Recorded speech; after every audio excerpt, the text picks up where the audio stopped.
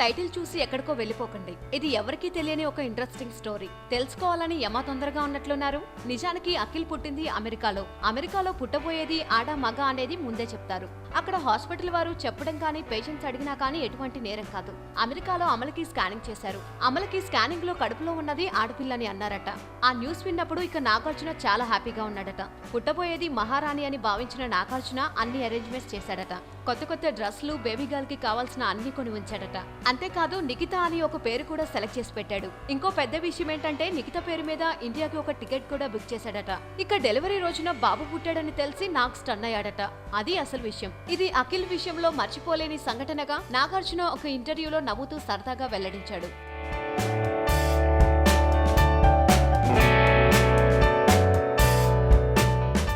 వీలైతే లైక్, కుదిరితే కామెంట్ పెట్టండి.